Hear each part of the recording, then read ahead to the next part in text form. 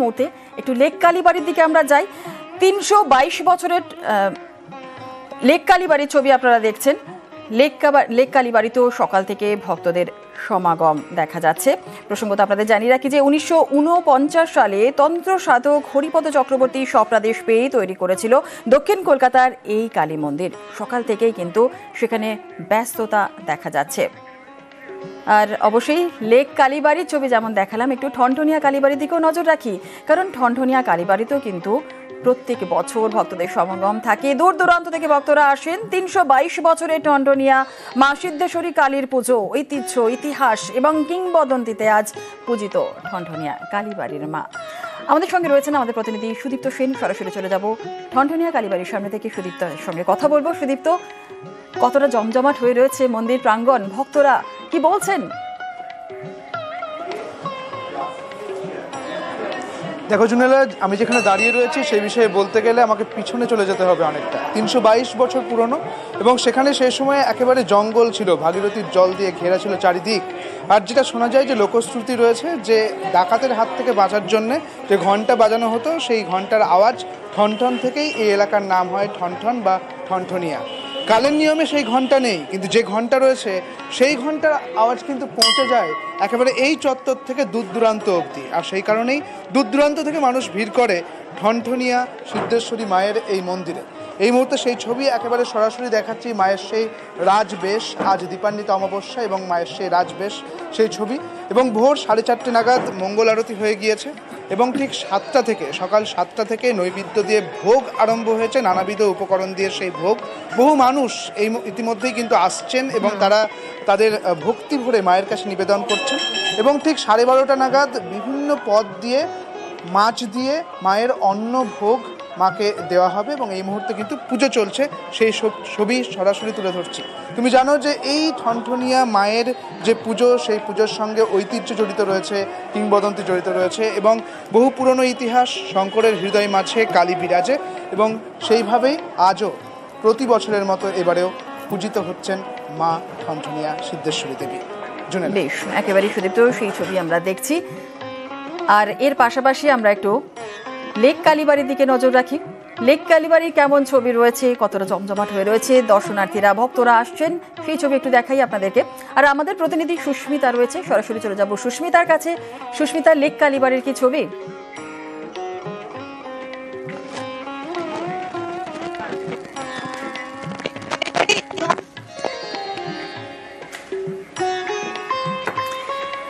তন্ত্র সাধক হরিপদ শাস্ত্রী এই লেক কালীবাড়ি তৈরি করেছেন হরিপদ চক্রবর্তী এবং সেই লেক কালীবাড়ির মাতৃ প্রতিমা এই মুহূর্তে দেখাচ্ছে আপনাদেরকে।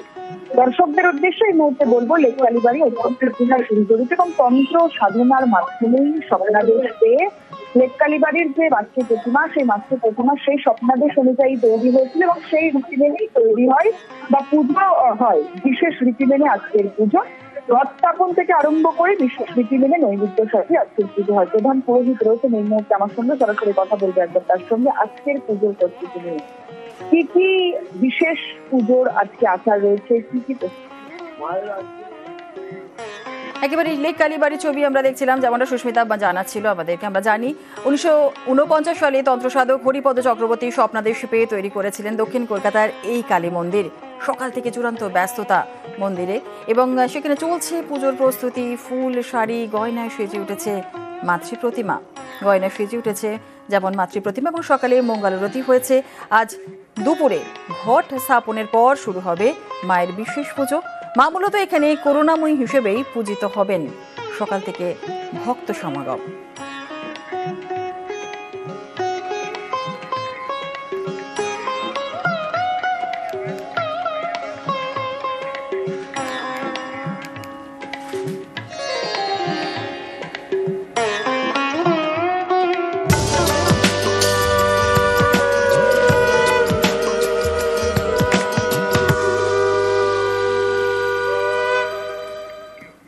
কালীকথা থেকে নজর রাখি।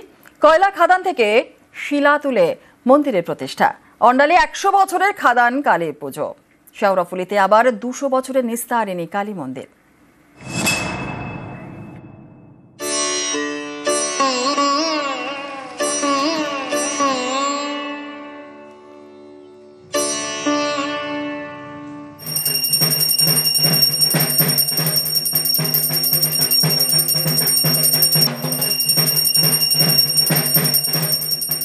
পশ্চিম বর্ধমানের অন্ডাল।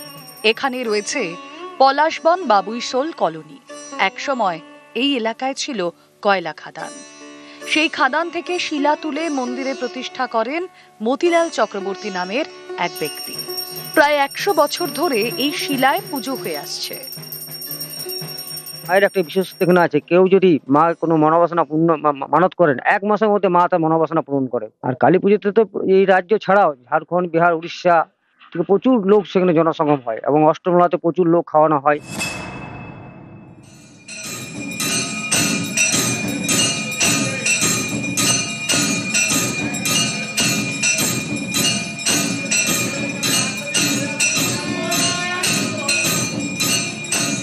গঙ্গার পারে কালী সাধনা। হুগলির শেওড়াফুলিতে নিস্তারিণী কালী মন্দির প্রায় 200 বছরের পুরনো। বর্ধমানের পাটুলির রাজা হরিশ্চন্দ্র রায়ের প্রতিষ্ঠিত। এখানে মাতৃ প্রতিমা পূজিত শিবপত্নী দক্ষিণা কালিকা রূপে। রাজা 3 পত্নীর মধ্যে অহরহ কলহ হতো। রাজা রাগের বসে তার বড় রানীকে হত্যা করে বসেন। এই হত্যা করার পরে রাজার মধ্যে পাপ জন্মায়। রাজা তখন মনের দুঃখে ঘোড়া হিসেবে রাত্রিবেলা বেরিয়ে পড়েন। তখন দেবী ভগবতী তাকে স্বপ্ন দেন, দেখ তুই অনেক পাপ কাজ করেছিস, স্ত্রী হত্যা মহাপাপ। এই পাপ থেকে মুক্তি হলে তুই শেওড়াফুলি গঙ্গার তীরে আমাকে প্রতিষ্ঠা করবি।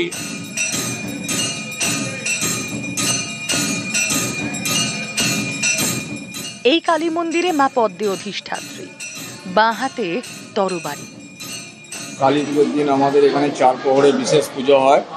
আর আমাদের এখানে বিশেষত্বটা হচ্ছে মায়ের এখানে আগে আমিষ ভোগ দেওয়া হতো, এখন সেটা আর নেই।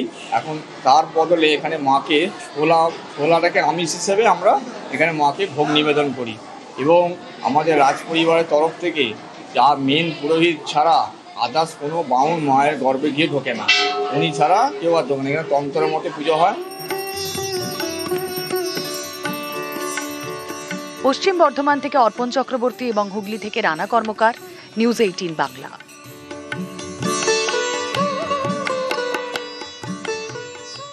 খেলার ছলে পুজোর শুরু। ঘাটালের বন্দ্যোপাধ্যায় বাড়িতে 200 বছরের কালী পুজো।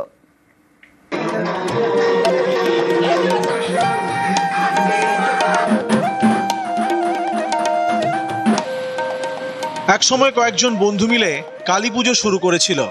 সেই পুজো আজ বাড়ির পুজো। পশ্চিম মেদিনীপুরের ঘাটাল মহকুমা, এখানকার খড়ার পুরসভার পানপাড়ায় বন্দ্যোপাধ্যায় বাড়ির পুজো প্রায় 215 বছরের। চড়াতে ওরা বন্ধুরা ঠিক করলো যে আমরা কালী পুজো করবো আজকে। বললো তাহলে কি করে কালী পুজো করবি? বল তুই তো ঠাকুর তৈরি করতে পারিস, তুই ঠাকুর তৈরি করবে, তুই চাল ডাল এরা সব বন্ধুরা ঠিক করলো। যে যা বাড়ি থেকে নিয়ে এলো, নিয়ে এসে পুজোর আয়োজন করলো। ওরা ঘর ডুবাতে গিয়ে দেখছে একটা শোল মাছ পারে ওদের লাফাচ্ছে, ধরে এটাকে আজকে পুড়িয়ে মাকে দিয়ে দেবো। স্বপ্নে নাকি মা কালী বলেছে তোদের শোল মাছ পুরোটা কিন্তু খুব ভালো হয়েছিল, তোরা প্রত্যেক বছর আমাকে শোল মাছ পুরাই দিবি। প্রতি বছর মাটির মূর্তি গড়া হয় ঠাকুর দালানে। দীপান্বিত অমাবস্যায় জাঁকজমক, পুরো পরিবার একসঙ্গে। প্রতিমা নিরঞ্জনের আগে জমিয়ে সিঁদুর খেলা। 4 রকমের পায়েস করে দেওয়া হয়, খিচুড়ি ভোগ, তার সাথে মাছ পোড়া থাকে, মাছের চাটনি। হ্যাঁ, প্রত্যেক বছর এঁচোড়ের তরকারি, বেল, পাকা বেল ফলের সাথে দিতেই হবে। পশ্চিম মেদিনীপুর থেকে সুকান্ত চক্রবর্তী, নিউজ 18 বাংলা।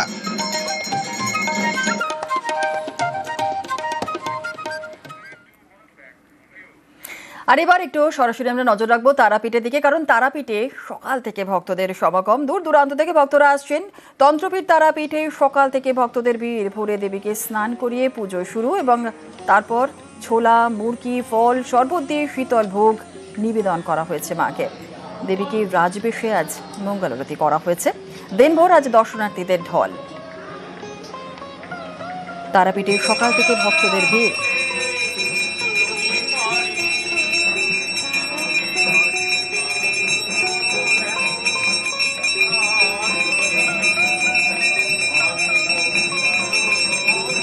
তন্ত্রপীঠ তারাপীঠে সকাল থেকেই ভক্তদের ভিড়। ভোরে দেবীকে স্নান করিয়ে পুজো শুরু, তারপর ছোলা, মুরগি, ফল, শরবত দিয়ে শীতল ভোগ নিবেদন।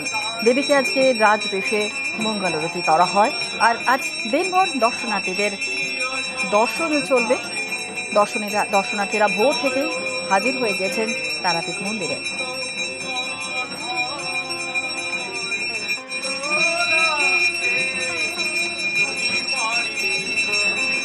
অক্ষয় রয়েছে আমাদের সঙ্গে, আমাদের প্রতিনিধি, সরাসরি চলে যাব অক্ষয়ের কাছে। অক্ষয়, তারাপীঠে যত বেলা গড়াচ্ছে এখন সেখানকার কি ছবি? কারণ ভোর থেকেই তো মঙ্গলারতি চলছে, ভক্তদের সমাগম, কি ছবি সেখানকার?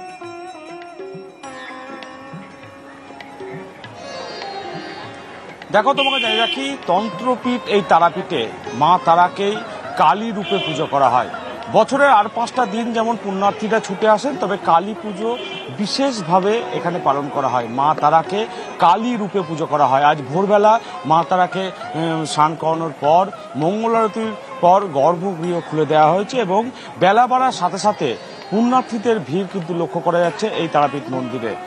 আজ দুপুর 3টের আগেই অমাবস্যার বিশেষ যে তিথি কালী পুজো, সেই তিথি শুরু পড়ে যাচ্ছে এবং রাত্রে যে নিশি পুজো, সেই নিশি পুজোর সময় মা তারাকে কালী রূপে পুজো করা হবে এবং বিভিন্ন প্রান্তের মানুষজন সকাল থেকে ভিড় করতে শুরু করেছে মা তারাকে এই কালী পুজোর দিন আজকে পুজো দেওয়ার জন্য। এই কালী পুজোর রাতেই শয়ে শয়ে হোমকুণ্ড জ্বলে ওঠে তারাপীঠ মহাশ্মশান সহ তারাপীঠ মন্দির চত্বরে। তার কারণ এই তন্ত্রপীঠ তারাপীঠে সাধক বামদেব মা তারার দর্শন পেয়েছিলেন তন্ত্র সাধনা করে। সেই মতো কালী পুজোর এই যে অমাবস্যার বিশেষ এই তিথি, তন্ত্র সাধকরা বেছে নেন কালী পুজোর এই রাতে তন্ত্র সাধনায় মেতে উঠতে। সেই মতো সকাল থেকে দেখা যাচ্ছে বিভিন্ন প্রান্তের মানুষজন আসছেন, ভিড় করছেন এবং মা তারাকে দর্শন করার জন্য। বেশ, একেবারে ধন্যবাদ।